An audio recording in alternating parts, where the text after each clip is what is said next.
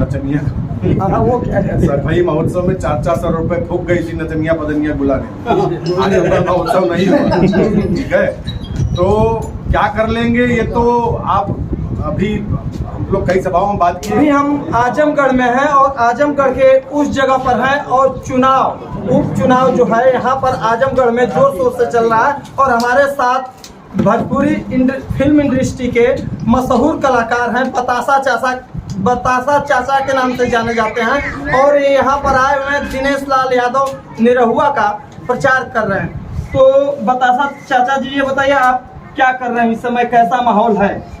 देखिए, चुनाव का माहौल है, आप जानते हैं उपचुनाव हो रहा है आजमगढ़ में। और 3 साल के बाद हमारे जो सांसद जी थे वो छोड़ दिए, इस्तीफा दे दिया उन्होंने।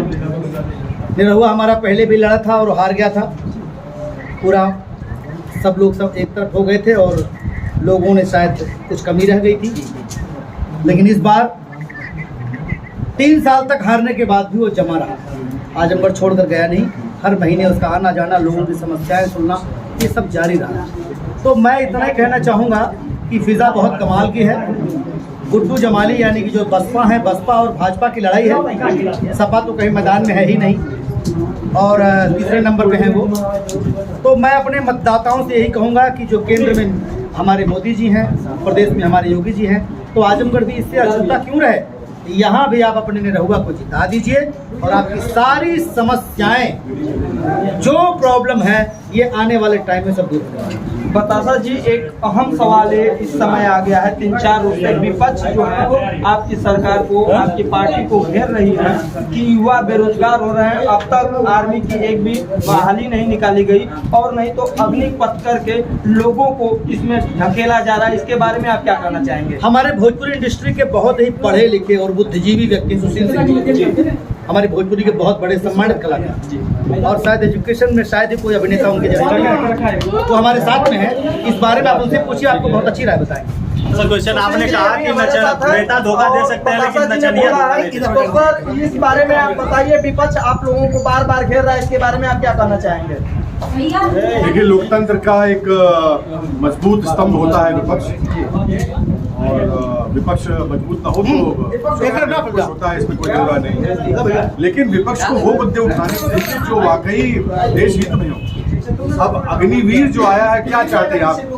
देश के युवा गड्ढा खने मनरेगा में 300 रुपया रोज पर, या आपने MBA कर लिया आज घिस करके, आपको पहली तनख्वाह हमको बता दीजिए 20,000 रुपये से ज्यादा मिले तो तब निकालना पड़ेगा। आप अग्निवीर में जाते हैं, आप देश के उन अग्रणी सपूतों में शामिल होते हैं जो सेना के जवान हैं, जो हमारे कहते हैं कि सर का ताज है।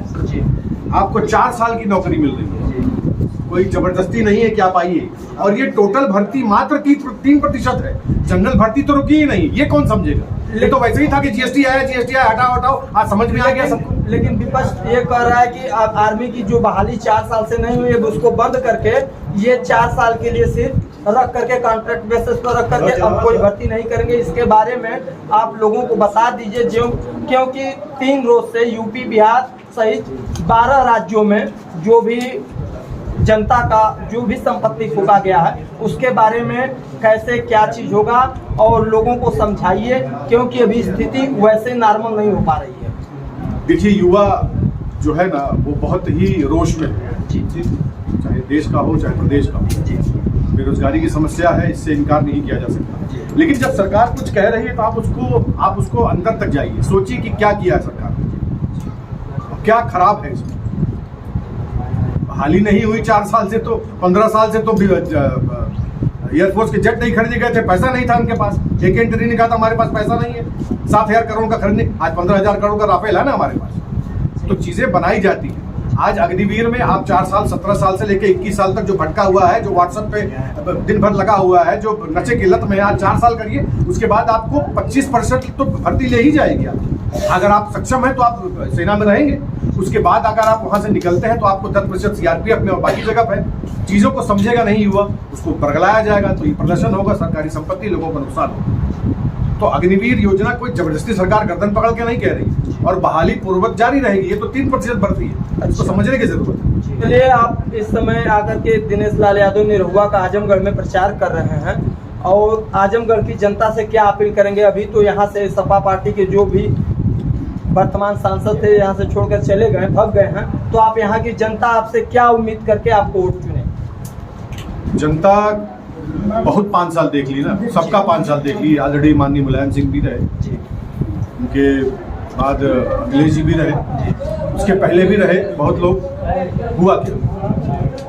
तो इस बार निरहुआ में बुराई क्या है? धरती से आया है, उठ के आया है और अपने दम पे सुपरस्टार बना है। आप ही लोगों ने बनाया। वो 2 ही साल मांग रहा है ना, 3 साल तो चले गए, तो 2 ही साल मांग रहा है। 2 साल में नहीं काम करेगा, मत दीजिएगा 2024 में उसको।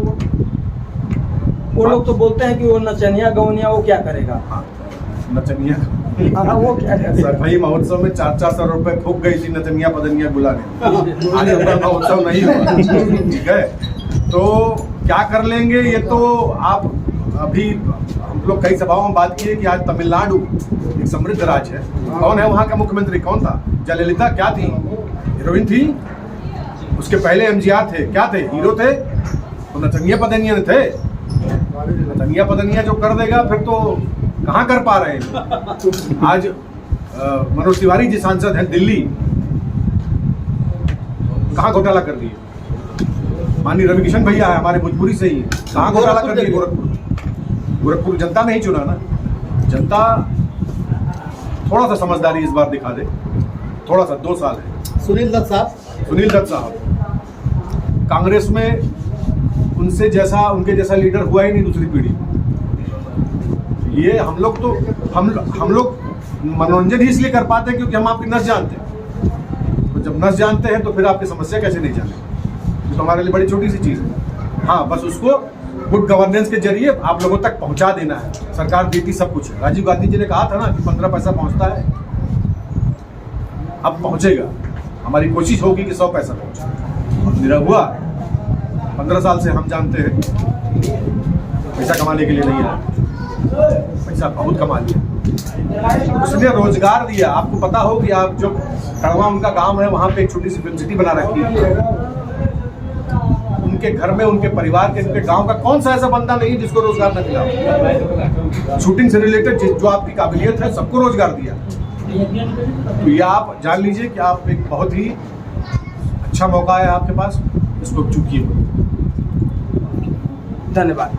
अभी हमारे साथ फिल्म अभिनेता सुशील सिंह जी भी थे। बारीकी से यहाँ के चुनाव के बारे में लेते हुए विपक्ष को भी कटघरे में खड़ा किया कि जो आप लोग ये तमाशा कर रहे हैं हमारा निरहुआ करके दिखाएगा। आजमगढ़ से आज तक के लिए इतना ही। धन्यवाद।